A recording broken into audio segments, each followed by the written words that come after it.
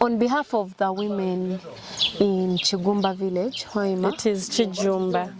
Oh, sorry. Kijumba. Oh, sorry. On behalf of the women in Kijumba village in Hoima, what are you really facing in climate since the EACOP line started? Since the EACOP came, actually for us, like women especially, we knew that maybe God has answered our prayers, things are going to change. But unfortunately, most of the things becomes worse.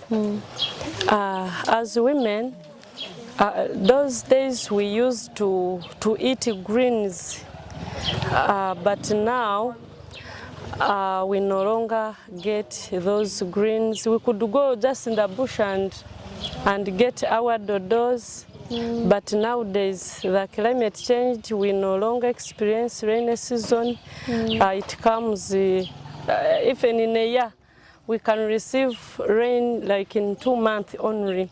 Okay. So as women, we are really affected because we have now famine in our homes. You no longer have enough land to farm? Enough land, it is not there, but even the small land we remained with, we cannot receive the rain as those years. For example, we could receive rain like in March, but now can you imagine, we just received rain recently in May. So our children, even some of us, we haven't even taken them to school, because you cannot take a child to school without packed food to eat. So did the pipeline pass in your home?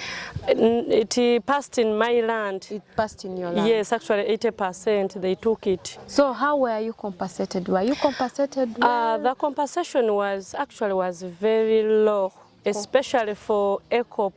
Actually, for me, I'm a part of 2 pipelines, the multi-product and EACOP. But when you compare the price, they could take the same piece of land in the same village, but those of multi-product, they could value at least higher price, because for it they gave us 12 million per acre, but for EACOP 6. They were giving 6. And yet it is in the same piece of land, because they could move nearer. So what I would like to know was that 6 million you were compensated by EACOP able to buy another land somewhere? A big no. Yes, because they took long minus paying, and by the time they paid us, the land price was already high.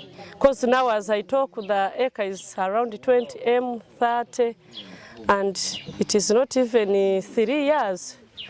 And for them, they could give us 6 million. And by that time, as a woman, as you know, we could even get other debts, knowing we are going to get money. So is it you who received the money, or it is your husband who received the money? It is me, yeah. But even I have my neighbors, my sisters, even some of them, they are not even in their marriage, whatever, because of that money. They had to, they could not, the husbands could actually marry other women. And another point, we have a problem as women. Our girls, they are not at school. They are being defiled. Because when the EACOP came, even other companies came, like those people who work on the tarmac roads. For them, they could come with money and they convince our girls and give them the money. So even the old women, they could give them money because the husbands are not taking enough care. So they could give them money and they take them. So have any of you within the village received, let's say, jobs in the with the EACOP people? So far not yet. At first they said they want skilled labor, and that for us, we are not educated, we are villagers. They could get those people from Kampala, from elsewhere. But now there is a program. They promised, we have now unskilled, we want unskilled labor. Then our young boys and girls had to go and apply. Unfortunately, they haven't given them. They are promising, but they are giving other people. From other places? Yes, from other places.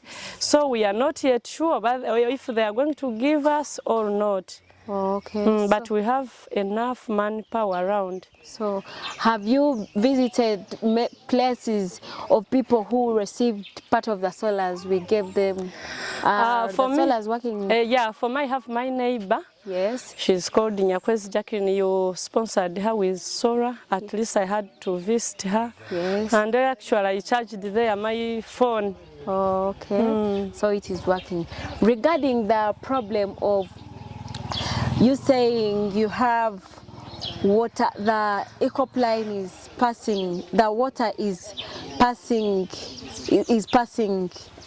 the line is passing near the water source. Have community members been able to come up and have a voice and talk about it? We tried, those people, they came and tried to tell us that they are going to compensate that well, it is a shallow well. Yes. That instead of the shallow well, they are going to construct for us a borehole. Yes. And as community, we saw that we shall not manage the maintenance of the borehole.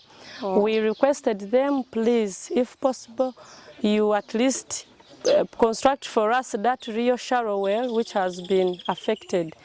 They asked us where we can put. The community they gave us free land. For the community said to measure, if they find where the water is, we shall talk with the owner of that land, and they construct for us that shallow well. But up to now, there is nothing have been done. We don't know what they are going to do for us. Okay. For them, they were insisting on borehole. Okay. And regarding the issues being faced in this area, you say there is a lot of famine because the output is not okay. There is famine because when they passed some years back, they said, we are going to give you money in time, don't use this land we have taken. Because we had there some mangoes. Actually, we could sell and buy books for our children. Yes. But when they said we are going to pay you in time, don't use that land. We had there some banana plantations, some pineapples, so we left the land. Then those things, of course, when you don't look after them, they just get off. So there we really have famine. That's what I can say. So in this area, apart from where we are, in other areas neighboring, are there cash crops in this area, or you people only concentrate on growing maize, beans? No, even around this community, some few people have some cash crop. Actually, I myself, I also have some cash crop. Like? I have coffee and pineapple. You have coffee and pineapple.